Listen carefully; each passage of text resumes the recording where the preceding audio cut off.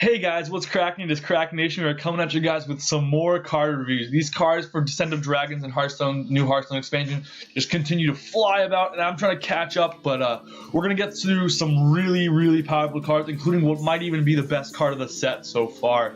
So make sure to stay tuned and click that subscribe button to stay up to date with all of my latest card reviews. But until next time, let's get into it for now. Alright, so our first card coming up is going to be... There we go, Sathravar. Sathravar is a 9-mana 5/5 that reads, Battlecry, choose a friendly minion, add a copy of it to your hand, deck, and battlefield. So 5/5 stats. It's a demon, neutral demon notably.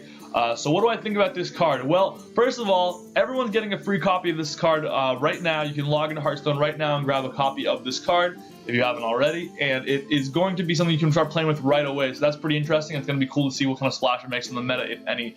That said, I don't think this is a really powerful card. Obviously, the value of what this card does is insane. I think the most notable combination that this card is going to operate with is going to be some sort of Shrivala deck, because with Shrivala you can play a discounted Shrivala, obviously with maybe some Giants synergies, because what you really need to do is find a really big minion that you can play for only 1 mana, and that's going to be quite hard, honestly. Because with 9 mana, you're going to have to usually, without having some kind of discounted minion and discount shenanigans, you're going to have to stick a body on the board for a turn and then play Sathravar, and that's really unlikely, or as far as, it's not very consistent for sure, so it's going to be hard to have that be any kind of win condition in a constructed deck. For that reason, I don't think Sathravar is that good, but obviously this card does something powerful. It's insane, generates so much value, so I feel like with maybe like a Shrivala deck, this could definitely see some viable play. It's going to have to beat out Baleful Banker in those decks, so Baleful Banker, Holy Wrath combo, so for that reason, I'm not sure if this card's going to quite make it, but I'm going to give it 2 stars. Sorry, that was a mistake, but I'm going to give it 2 stars. And we'll see if it's going to be good enough to continue to see play once the new expansion hits. Next up, we've got Nozdormu the Timeless. 4 mana, 8/8 Paladin Dragon. Battlecry, set each player to 10 mana crystals. So notably, these are empty mana crystals, so you can't use them. So if you played this at 4 mana, you would have full mana slots, but you wouldn't be able to play them. You would have spent all your mana that turn. So that's really obviously a crazy effect. Kind of reminds you of like the what is it, Astral Communion or whatever, but so obviously this is a crazy effect that you can build a deck to take more advantage of than your opponent. That's what you try to do with these symmetrical effects. The problem that this card faces is that you're handing off 10 mana to your opponent first. Now, to be fair, most people at around turn 4 won't be able to make, probably most decks won't be able to make full use of 10 mana crystals. So that's going to be something we have to kind of be aware of. There are some things you can do as far as that card that's 3 mana, draw your lowest cost minion. That Paladin card, it's like Call to Adventure or whatever. You can build a deck that draws this out of your deck. So there are ways to make this a little more consistent. The question will be, is handing this over to your opponent first too big of a downside? I would argue it could be. It could also not be. On one hand, obviously the average deck is going to really punish you for this, but has a chance, I should say, to really punish you for this. But on the other side, like an aggro deck, if you have comeback options, which Paladin has, and things like Shrink Ray, the Wild Pyromancer shenanigans, there's definitely ways that Paladin can quickly clear the board on the next turn following this if you have those in hand. So I think what this card is going to need to operate under is the ability to kind of like a better version of Temporis, where you have the symmetrical effect. You let your opponent run out of steam really quickly on the next couple turns, and you hopefully have cards that you can just use to clear their board on your turns, and then pretty soon, when they're all of a sudden out of steam, you're able to just start dropping these huge cards, drop, and that's going to be what needs to propel this card. So it is a powerful card, but it's got some clear hurdles to overcome, so I'm going to give it 3 stars for that reason. Obviously a crazy effect that could definitely be meta defining in the right scenario, but I think the proper tools are going to be in place, as well as a meta that isn't super control heavy. Alright, so next up we've got Breath of Dreams, 2 mana Druid card, draw a card if you're holding a dragon, gain an empty mana crystal. So hold the phone. This is nuts. This is broken. Alright, so first up, we're going to have to be aware of the fact that this is basically pre-nerf wild growth plus a card. So it's already cycling. So this is insane. So imagine playing this on whole. The problem with ramp in the past was that ramp always gave you a card disadvantage because you were playing the ramp cards that were having no effect on the board, no effect on resources. All they were doing was ramping you up. so you were kind of losing card advantage the more ramp cards you played.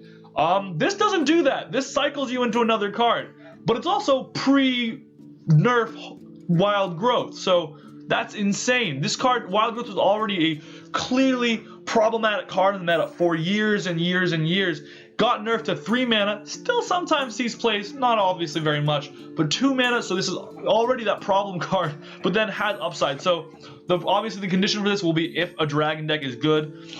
I think dragon decks are gonna be good. This maybe, if not for no other reason, this card alone can carry those dragon decks to prominence. And there are some good dragon druid cards. We'll get into those on either this video or other videos.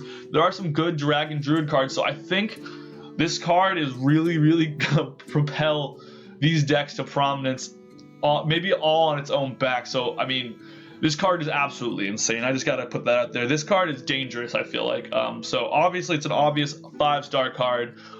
This might be, if I'd say it's the strongest card I reviewed so far, and has a really realistic chance of being the strongest card in this expansion. And this card alone makes me really excited to try all these dragon decks, because so many of these dragon decks seem like they're just getting insane cards, and there's going to be more and more that we're going to continue reviewing, obviously, but these dragon decks look like they're going to be insane. And they're Descent of Dragons, maybe this is an obvious statement, but it's really pushing dragons. So speaking of dragons, we've got Evasive Draconid, 7 mana, 7/7 taunt.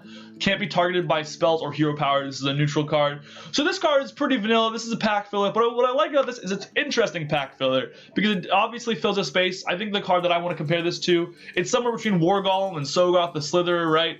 I'd say it's better than Sogoth the Slitherer, though, because it's got a better stat line for its cost. 9 mana is obviously kind of a black hole of Hearthstone cards. 7 mana, 7/7, not a great stat line, but not a bad stat line. Your opponent's going to have to trade minions into this, and it's got a good offensively minded taunt, I guess is what you would call it. So it's not a bad card. It's interesting pack filler. It wouldn't even shock me if it saw play if a dragon deck, if a class that doesn't have a lot of good dragon cards to fill its dragon decks with needs support. This is maybe even a pretty easy inclusion in those decks. It's just a defensive body that does some good stuff, fast stats. Your opponent has to trade into it. Spells can't interact with it. So obviously a pretty solid card. I think this might be a really good arena card too. Sogoth the Slitherer was a great arena card, and this card is at least as good, I have to imagine, in arena as Sogoth the Slitherer. War Golem with this effect, this has to be at least as good as Sogoth the Slitherer, if not better. So I'm going to give this card 2 stars, because I don't think it's going to see constructed level play like I kind of outlined. I think this could slot into a deck, so really maybe it's even a 3-star card. Maybe I'm being a little harsh. It could slot into a dragon deck that was desperate, but normally I don't think, despite being an interesting pack filler card, I don't think it's going to make the cut in most constructed lists. So next up, we've got Emerald Explorer, 6 mana, 4/8 Druid Dragon, reads Taunt, Battle Cry, Discover a Dragon. So this is this class's Explorer card, Dragon card, and I think this might be one of the best, if not the best. First up, a 6 mana 4/8. Obviously nothing to cry home about, but that's a very solid minion. So you're never gonna feel bad playing a 6 mana 4/8. Good defensively statted taunt. It's gonna be able to take some hits. Obviously, you would love to see like a 5/8 or something. That would be really awesome. But then this card would be busted. So this is a really solid stat line. Nothing to write home about, but really solid. Not gonna have any complaints there. The real thing about this is Battlecry, Discover a Dragon, obviously, and that makes this card awesome. It fits right into those Dragon Druid decks, obviously. Generates you more resources. It's a great mid-game defensive kind of stalwart type card that you can throw down against aggro decks in their late game. So it's going to generate your resources, fast on board. Dragon synergies all active, fits right at home in all those decks, and for all those reasons, while this card won't be the card that propels Dragon Druid to prominence, I feel like it's going to be an auto included in any Dragon Druid deck list, and it's going to feel really good when you do play it. So I'm going to give this card 4 stars for being it's going to fit right at home. It's not going to be the card that carries that deck, and that's what I'm kind of looking for in 5-star cards, is cards that carry decks. But it's going to be a card that fits right at home, and you're always going to want to play in those decks. The final card we're going to look at today is another big dragon, 8 mana, 4/10 neutral dragon called Twin Tyrant. Battle Cry, deal 4 damage to 2 random enemy minions. So right up, I want to say this is an awesome arena card.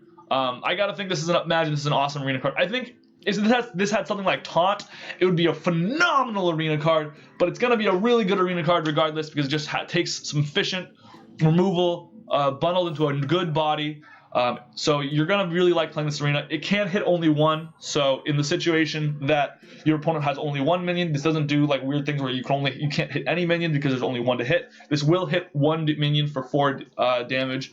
So great arena card. But that said, I feel like this is again kind of a pack filler type card. I highly doubt this is gonna see any constructed play. I think it just doesn't make enough of an impact at 8 mana. Obviously, it does good, fast things, but I think if this hard card had Taunt, it would have a really good chance to see constructed play.